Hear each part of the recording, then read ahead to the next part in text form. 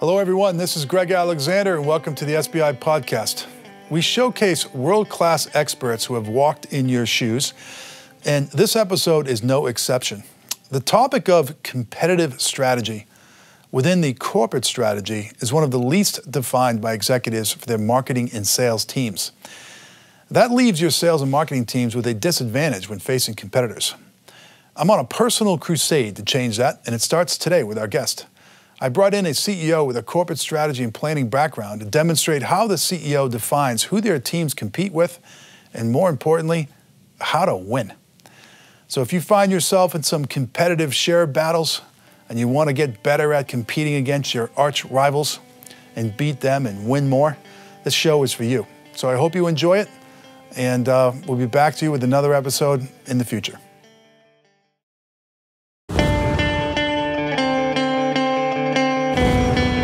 Welcome to the SBI Podcast, offering CEOs, sales and marketing leaders ideas to make the number.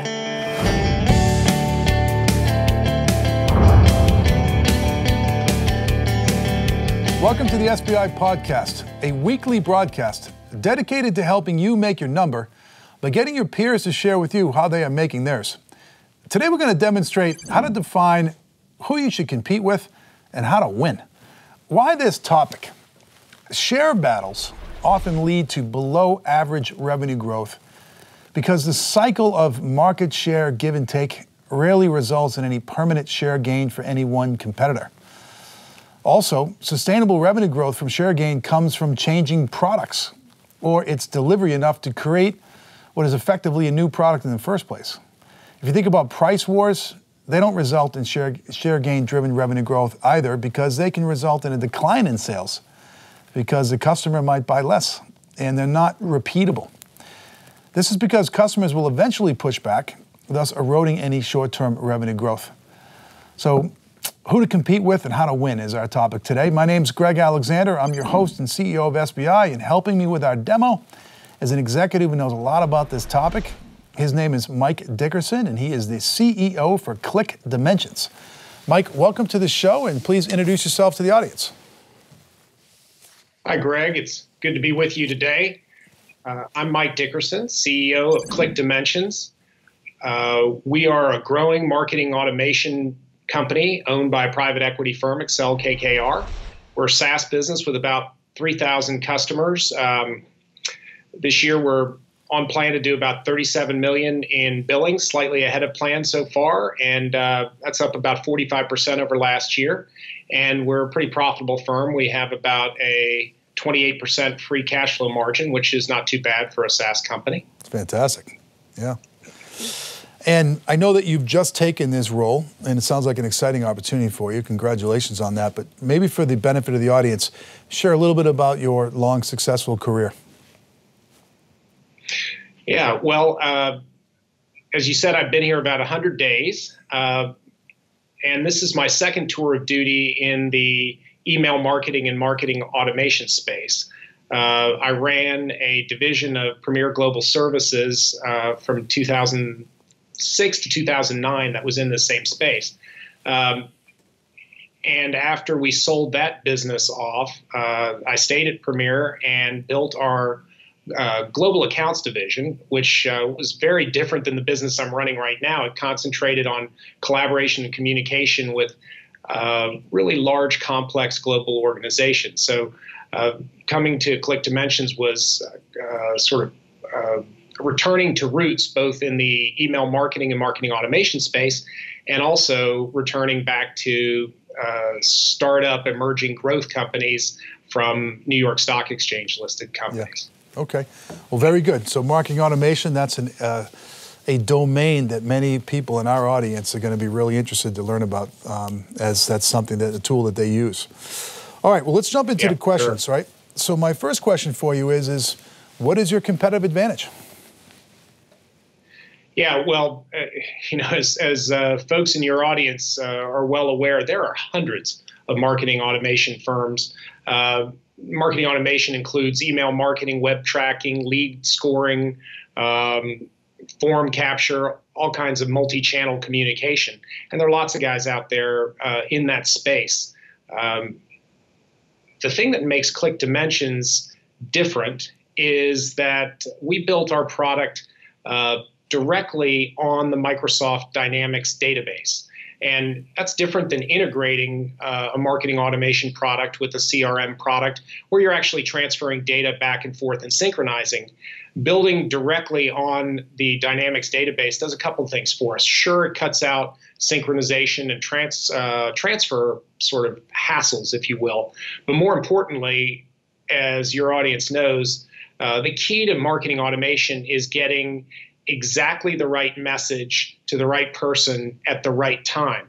And by working directly on the data model in the CRM itself, we have access to a lot more information with which to personalize the content of our messages and the timing of our messages. So at a product level, the fact that we are built natively on Dynamics gives us an advantage fundamentally in marketing automation.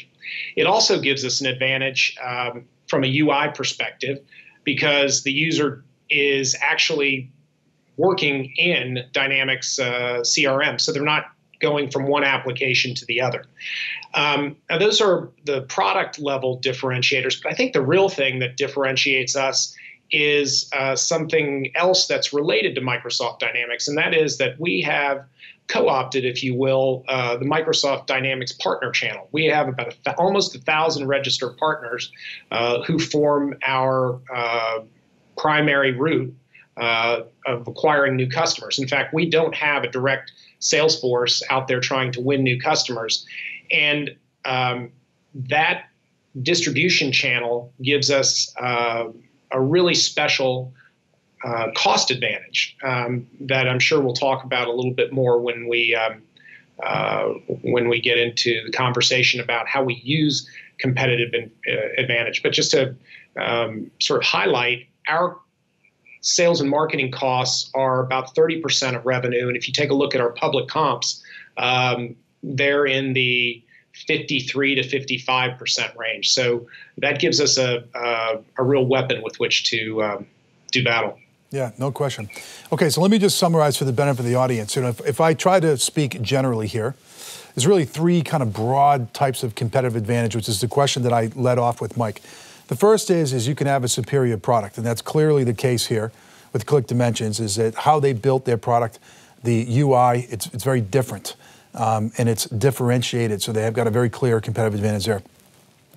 Second is price. So, and the way that you can compete on price is that you have a lower cost structure than your competitors. As a result of that, you can be more competitive in pricing and offer a better kind of value proposition, if you will. And he's been able to do that. He has this very unique go-to-market model with these 1,000 channel partners that allow him to have a lower sales and marketing cost so he can be more competitive from a pricing perspective, which is a brilliant strategy. And the last one is customer experience. So this is the third type of competitive advantage a CEO typically can choose from. And that is, think of, the Four Seasons Hotel as opposed to the Hilton. They both sell the same thing, a 500 square foot hotel room with a bed, a TV, a mini bar, a shower, a toilet, Wi-Fi, a gym, a restaurant, etc. But the Four Seasons experience is quite a bit different, so they charge quite a bit more, even though it's the same product. That's called the customer experience. So as you're thinking through your competitive advantage, try to think through what is the hierarchy of those things. So in Mike's case, really unique product offering. The technology is legitimately built differently. A very unique go-to-market model, which gives him an advantage that is going to be sustainable, because that's going to be tough to replicate. Building up 1,000 channel partners is a pretty hard thing to do. And then the customer experience, which, Mike, we really haven't talked about that a little bit. And I don't want to put words in your mouth, and correct me if I'm wrong, but sometimes what I see is that people that have those two previous advantages, a superior product and a true cost advantage, they skimp on customer experience, especially those that have an indirect relationship with their customers as opposed to a direct relationship. So do you invest in the customer experience, or is that not as important in your business? No, it actually is critically important, and you hit on something that's really key. One of the reasons that distribution channel is so powerful for us is they're not like typical reseller channels. And if you were to take a look at other marketing automation companies, they have digital agencies who actually bill on behalf or bill their customers, resell, truly resell. Our channel partners are really service companies looking to implement Microsoft Dynamics CRM. So for them, victory is getting a Dynamics sale so they can get 6, 7, 8 months of services revenue. Our product helps them sell Dynamics more effectively, gives them some great eye candy, gives them real tangible use cases, covers off that particular functional area of the company, and serves as really a fuel accelerant, if you will, to the sale. Why is that important? It's because we actually own the customer relationship. It's really more like an agency model, if you will, and that is super critical in this particular domain. And it's critical for a couple of reasons. The first is, as folks on this call know, marketing automation does require a good bit of support, not just technical support, but training, adoption, and so on. And as we look at our competitive landscape, we have the other direct marketing automation players. We also have a very unique situation in that we have a very modern and complex relationship with Microsoft. We are built into their CRM. We use some of their infrastructure technology, but they're probably our biggest potential competitor. They have had marketing products in the past, and they're announcing another one coming out in the future. So to your point, one of the things that differentiates us from Microsoft is that we provide a real-time user support, and we provide all those customer success services, training, adoption, and the extra care that helps customers get value out of this. So if I were to look in the long run, that product advantage that we have right now, we'll have to fight to keep that current. We may not be able to keep that as current, but we will be able to keep that partner channel, and we will be able to keep that sort of customer training and customer success model. That's something that I think that we can sustain. Yeah. So let's stay on that for a moment. So we're talking to the CEO of ClickDimensions, a very successful emerging marketing automation tool. We're talking about how we're going to compete, how we're going to win from the CEO's perspective. So my next question is around the sustainability of a competitive advantage, or in some cases, preventing the eroding of a competitive advantage. And that story that you just told me there was a great lead-in. And it's the job of the CEO to, constantly making sure that our competitive advantage is intensifying, it's evolving, it's not eroding. So when I think about what you explained to me as your competitive advantage, I'm going to be provocative here and take the devil's advocate position. I actually don't know the answers to these questions, but I want this to be entertaining and informative. So I would say any developer could develop to the Microsoft database. They could be native just like you. So is that really a competitive advantage? Yeah, so I 100% agree with that. I don't think that's playing devil's advocate. I think it's a fact. And I think it is much easier to imagine some really smart developers replicating the features and functions of our product. That's just, that's time, money, and people. What is much harder to imagine is that somebody could go out and get 1,000 registered partners who have gotten, 2 people certified on how to sell our product and how to support our product and all of the stuff that goes on with that. Why are those 1,000 partners going to change? Yeah. So I think that our longer term sustainable advantage is in that distribution system. Sure, we've got to stay relevant in our product, but I kind of look at it, and you said something in your opening remarks, the product that we have today may only be a part of our portfolio tomorrow. The pace of technology change, certainly in the marketing technology space, is, I'm not sure we've got exactly a perfect view on where that's going to be. So we'll have to react to that. Yeah. But the long-term thing that I think that we can build a business on is those that sort of unique distribution model and the support that we provide in that space. Yeah.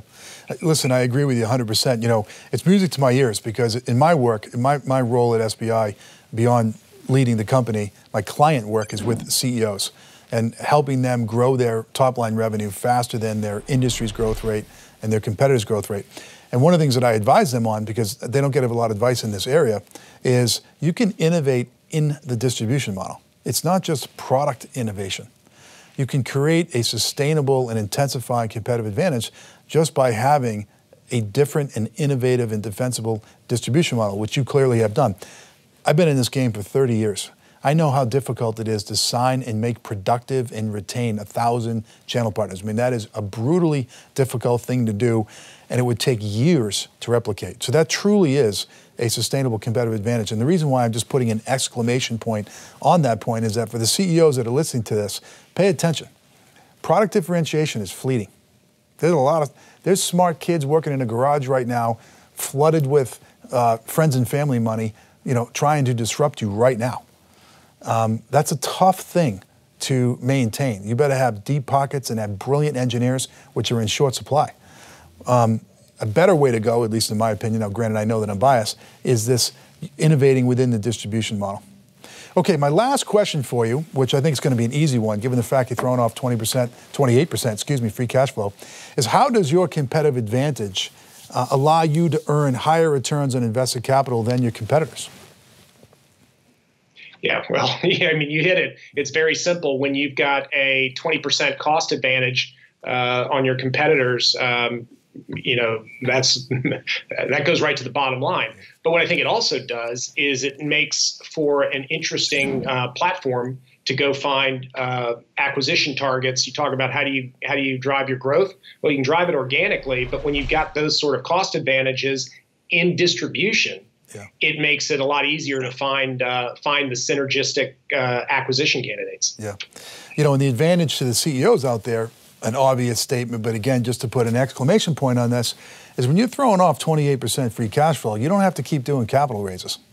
I mean, you can fund acquisitions or investments in product, sales, marketing, what have you, just through the positive operating cash flow that's coming out of the business.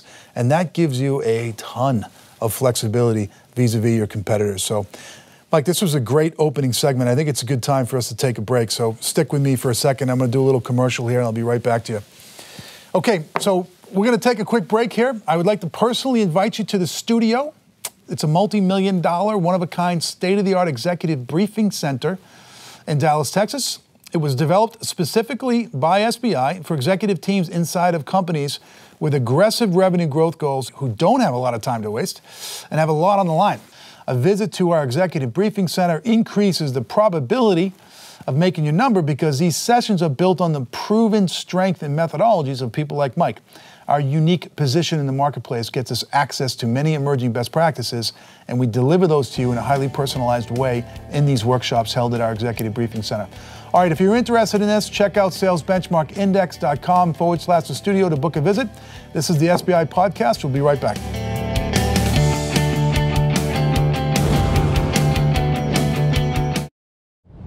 Meet Chuck. He's the head of sales for a business services company. He stays on top of sales and marketing trends by listening to SBI podcasts on his morning commute. The plan is to understand what your revenue target is. Except on Tuesdays. That's when he jams out to 80s New Wave.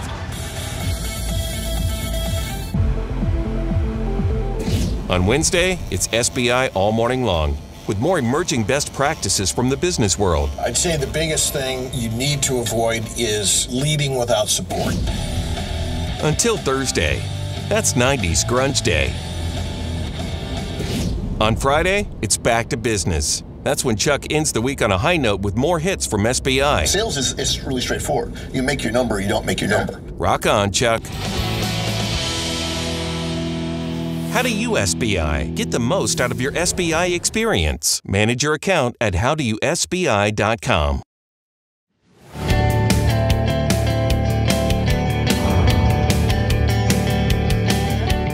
Welcome back. You're listening to the SBI Podcast. This is Greg Alexander, and today's guest is Mike Dickerson, the CEO for ClickDimensions. Today we're demonstrating how to define in the corporate strategy who you're going to compete with and how you're going to beat them. Let's jump back into the questions. So my next question is regarding the structure of your industry and how does this structure influence the conduct of each competitor? So Mike, for the benefit of the audience, kind of lay out your industry structure and maybe some of the competitive dynamics that come from that structure. Yeah, well, it certainly does dictate the sort of competitive behavior for sure. So if you look at our space and define it as Gartner does as sort of CRM and marketing technology, they follow over 1,000 firms in that space. Wow. I saw something today from another analyst that identified 216 firms in just the marketing automation space, with 66 of them new this year. And folks in your audience are probably being inundated with product pitches from a lot of those guys. So the point about the space that we're in is that it's got a lot of thrashing going on, a lot of competitors, but it's also got, it's ripe for consolidation. If you look at the big players, the Oracles, IBMs, SAPs, folks like that, Microsoft, they've made their kind of platform plays, and they're now trying to figure out how to create bigger and bigger bundles, both to provide, the benefits of pre-integrated solutions, but also to provide the benefits of one invoice and economies of scale on the buy side. So what we're seeing is that you're getting the big guys looking to create bigger bundles. You're seeing some consolidation plays. I think we probably will roll into that sort of area. And then you're seeing people focus on verticalization so that they can choose their battles and create some differentiation, and some people focusing on geographic concentration. I guess there's one last group that's out there that we don't have to worry about too much, and those are the people that are thrashing, trying to figure out, just where to go. But with 1,000 firms sort of in the industry described generally, there's a lot of a lot of moving pieces going on right now. Yeah, I've been around your space for a long time. We were an early partner with Eloqua. They were a client of ours, and then I sat on the advisory board. This is going back several years. And I was with them as they went through their IPO and then their acquisition with Oracle. And right around that time, Pardot was sold to ExactTarget, which was then sold to Salesforce.com. And then here recently, Marketo went public, and then they went private with Vista Equity Partners. And I think some of the people in our audience think that maybe the consolidation and the maturation of this space has already taken place. So therefore, there isn't any competitive dynamic. However, you just shared with me that there's vertical applications, geographic applications, there's 1,000 firms. So am I to understand that marketing automation is still kind of the wild, wild west, and it's still a highly fragmented marketing, everybody trying to establish their position of dominance? Yeah, absolutely. It's still the wild west. And just a couple other facts for you. If you look at CRM market share, I know it surprised me to see that not that Salesforce was number one, but that they have a 19.7% market share. That's it. They're growing at 21%, 19.7. Numbers 2 and 3 are Oracle and SAP at 10 and 8. Microsoft is, and both of those guys, one's declining about 3.5%, one's flat, and Microsoft is number 4 with 4.3%. They're growing 20% a year. But my point is those top 4 guys have 40%. And then you've got a lot of stray dogs and cats down below that. Will it stay this way? There's got to be some consolidation, no doubt. Yeah. Okay, so this is a great understanding of the structure of your industry. And again, for the CEOs that are listening or watching or reading this, understanding industry structure is hugely important. I'm going to get a little academic on you here now, because now that we have an understanding there, I'm going to try to collaborate with you on applying Porter's 5 forces model to your business. And in so doing, trying to understand kind of the competitive intensity, because we're focusing on here today on who we're going to compete with and how we're going to win. So let's first talk about the first force in the 5 forces model, which is new entrants. Do you still have new companies being launched in the marketing automation space?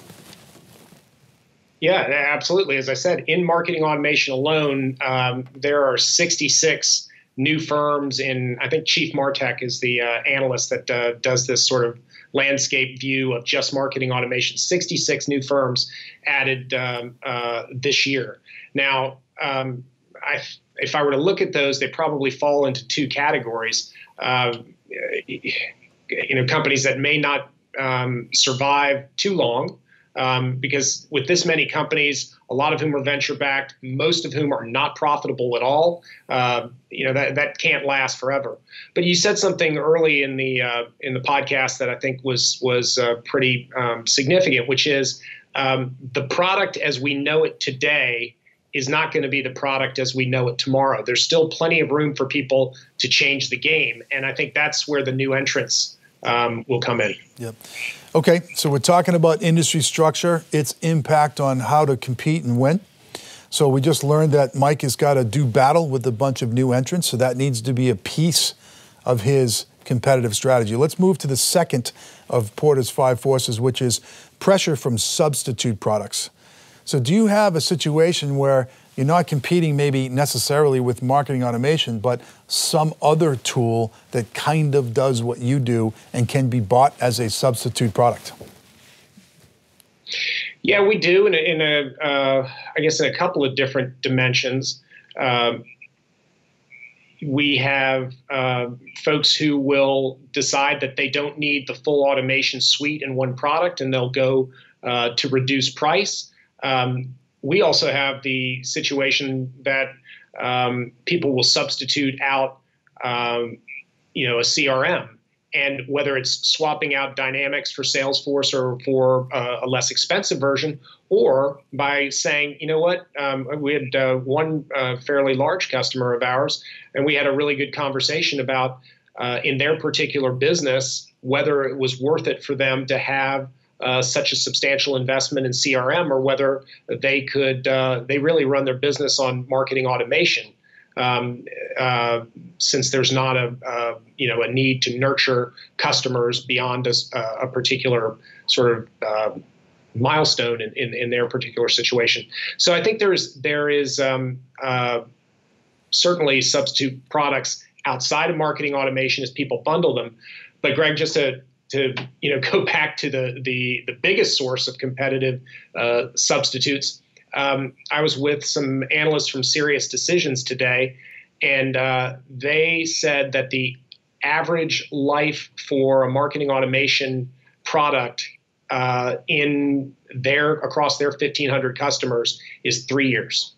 And I said, oh my gosh, if there are public investors or venture capitalists that hear that these SaaS-based marketing automation firms have a lifetime expectation, an expected lifetime relationship of only 3 years, that would just blow up every financial model they've got. Yeah, it certainly would. Okay, so what we just learned there from Mike, again for the viewers here, is when you're thinking about who you're going to compete with and how you're going to win, make sure you're thinking about substitute products. Put yourself in the shoes of the customer. They got a problem they're trying to solve, okay? And there's many ways to solve that problem, not just your way. So substitute products has to be factored in. Okay, let me move to the next one, which is the bargaining power of buyers. So in your business, in your space, do the customers or the buyers, do they have a tremendous amount of bargaining power over you, or is there a balance between the supplier and the buyer?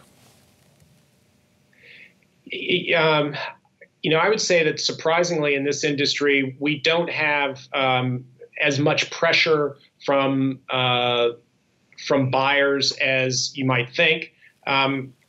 There are alternatives at a functional level, but again, back to specific domain expertise that we have, we were able to build a little bit of a fortress around that. We understand marketing automation. We also understand Microsoft Dynamics deeply, and that gives us a little protection.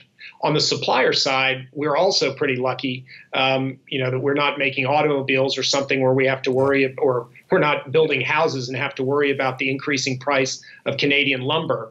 Our cost of goods sold is pretty much of a commodity. Yeah.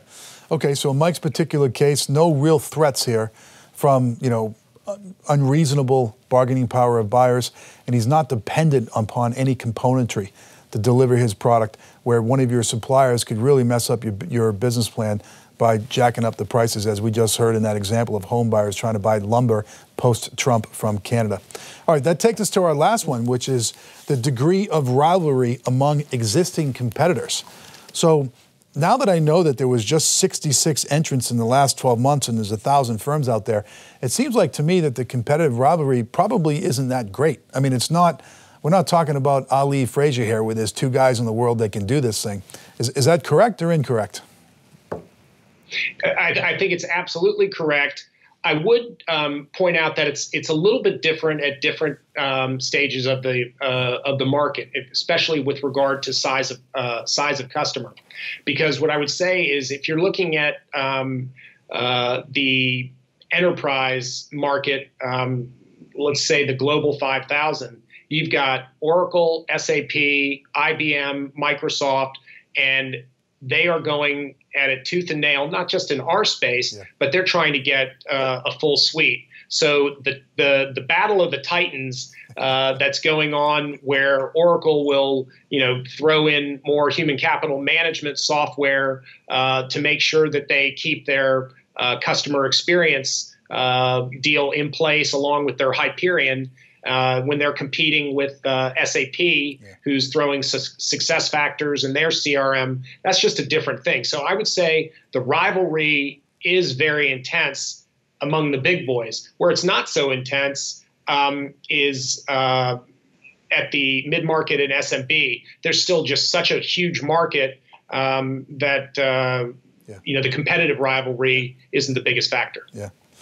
And that matters when you're thinking about competitive strategy, right? I mean, if you were one of those four and you were battling it out, I mean, your entire strategy would be, how am I going to compete against Oracle, IBM, Microsoft, et cetera? In your world, it's not necessarily competing against a specific vendor or three.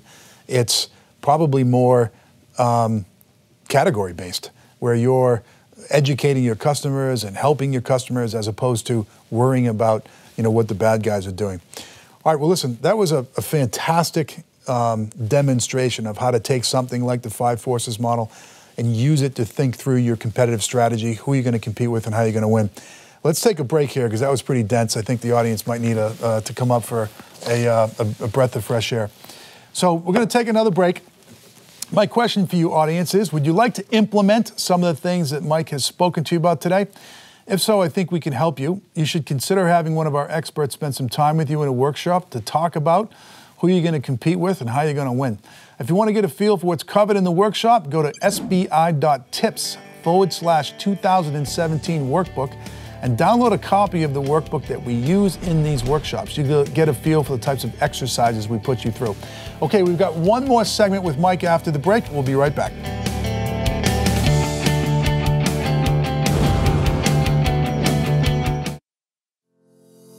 Meet Tom. He's the CEO of a leading medical device company, and this is his business partner, the latest SBI Workbook. Every day, Tom uses the workbook to guide his sales and marketing vision. The yellow sticky? That's his corporate strategy. The pink sticky? His product roadmap. The dog-eared section? That's where Tom's mapped out next year's growth plan. The stain on the cover?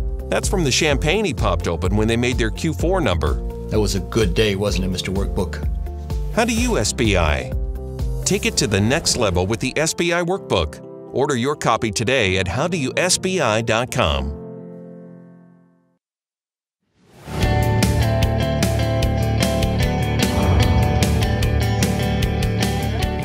Okay, this is our last segment with Mike, demonstrating how to define who you compete with and how to win. We're going to jump back into our questions here. So, Mike, when I talk to CEOs of software companies like you, and we have this somewhat philosophical but spirited conversation about competition, oftentimes I hear them wanting to be all things to all people and combine multiple competitive advantages into a product. And in some cases, that works really well. In some cases, it doesn't. Sometimes trying to be all things to all people means that you're not going to be good at anything for anybody. In your particular case, are you trying to weave together more than one competitive advantage, or are you single-minded in your approach? And if so, why did you reach that conclusion? Yeah, so in our context, we do try and connect two things. First, that we're built natively into Dynamics CRM, and then we try and tailor our user support and customer success in such a way that we are not only showing people how to use our marketing automation product, but we're showing them how to get the benefits across their full CRM. So part of our value proposition is we're built natively into Dynamics CRM, and we sort of reinforce that, not sort of, we actively reinforce that in the way that we provide support services. Yeah, okay, very good. My next conversation comes to the fact that you're a software as a service company. So therefore, you are investing in customer success because getting the renewal by proactively managing the customer lifecycle as opposed to reactively managing it with maybe customer service is absolutely essential. And you were just sharing some data with me from Serious Decisions that said the lifetime of a marketing automation customer is only 3 years. And if that's true, the financial models that are supporting many of these valuations go up in smoke because they require a lifetime value much greater than that. So how do you factor in kind of renewals, if you will, into your competitive thinking? Well, it's probably one of the most, if not the most important metrics we look at. And I know from an investor perspective, Excel KKR is always focused on that. So I guess we're just in the middle of taking a look at our customer journey and what we do at every touch point and what role each person plays in driving renewal. And while that's certainly the number one focus, the other thing, and what's kind of exciting for me, is that next to preventing churn and driving retention, you've got cross-sell and upsell. Yeah. And those skills and the things that you do to drive cross-sell and upsell are pretty much the same things that you do to reduce churn too. So, I think this is not just a cost avoidance area for us. It's a growth area for us, if that makes sense. Yeah, it does make sense. When you're in a business like yours where there's a renewal cycle with every customer, I mean, it's not like, back in the day, you'd sign an enterprise license agreement with SAP, and that company was, whoever bought that software, they were out of the market for 5 to 10 years because the switching cost was massive, right? In your space, the promise of SaaS is you turn it off, turn it on. So the nature of your industry, do you find people attacking you at renewal time? Are you guys attacking your competitors at renewal time? Like, does that change the competitive dynamic at all? Well, it's a great thing to be a customer because you know that come renewal time, you have a little bit of an advantage, negotiating position. So we see that on the buyer side, but we also see marketing campaigns from competitors who will take rifle shots either geographically. Usually geographically. We haven't really seen anybody who's figured out how to do a targeted renewal program. I did see one the other day, though, where somebody was buying, a sort of a channel clearing strategy where somebody was buying people out of their existing contract. Wow, that's interesting. So I think you may have just given my competitors a good idea. That wasn't my intent. I hope you're doing that against them. Or maybe it's a good idea for me. Yeah, exactly. All right, one more question for you, and this comes to investing constantly in new sources of competitive advantage. So I'm going to put a little twist on this, which is, how do you locate new sources of competitive advantage, and then once you do, how do you think through whether you should invest in them or not? Yeah, that's a good one. And I think where we are right now, and I'll cop a plea of saying, 100 days into my tenure here, what we've really zeroed in on is that we have a competitive advantage in this distribution system that we've got. And so we're trying to say that is the hardest thing for somebody to replicate. So let's shore that up, both on the partner channel side and the customer side, go really deep, make sure that those are rock solid fortresses, and then, start to look at other ways to leverage that as opposed to,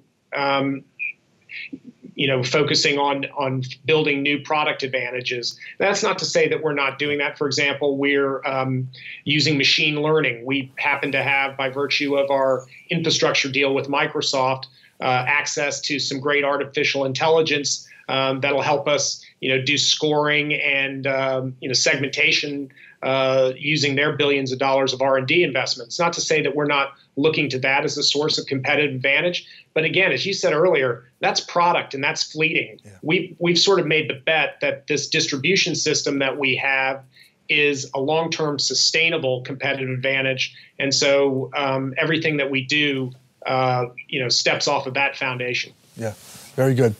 All right, well, listen, we're out of time. This is a really good conversation. And what made it so interesting for me was, you guys are very rare, and you're rare in that you have lots and lots of profitable customers. There's a lot of SaaS software companies out there that have lots of customers, not profitable customers, because they have to do all of these unnatural acts to acquire customers. And you guys have this really unique asset in this distribution model, which is fantastic. So it was interesting for us to hear about that. And on behalf of my audience, I'm sure they all learned a ton of things like I did. So I know you're super busy. You just landed on this job. I can imagine the demands on your time are huge. So I want to thank you for being generous with your time and coming on the show and learning and sharing with us what you know, and we're rooting for you. I wish you the best of success. Thanks, Greg, and thanks to your team at SBI. They've been a great help to us. Okay, fantastic. All right, now I want to thank the SBI audience for tuning in. Last quarter, this show hit a milestone. The average SBI podcast listener listens to 5 shows per week, which is unbelievable. This tells us that you're getting a lot of value from the show, so guess what? We're going to keep producing it. So thank you for your continued support in motivating us to have great guests like Mike on the show. If you want to learn more about this topic, which is who we're going to compete with and how we're going to win, or other areas that we focus on, go to salesbenchmarkindex.com/register. This allows you to personalize your experience with our content. For instance, you can choose which topics you're interested in and how often you want to learn about them. Okay, that's it for today. As always, until next time, I wish you great luck as you try and make your number. This has been the SBI Podcast. For more information on SBI services, case studies, the SBI team and how we work, or to subscribe to our other offerings, please visit us at salesbenchmarkindex.com.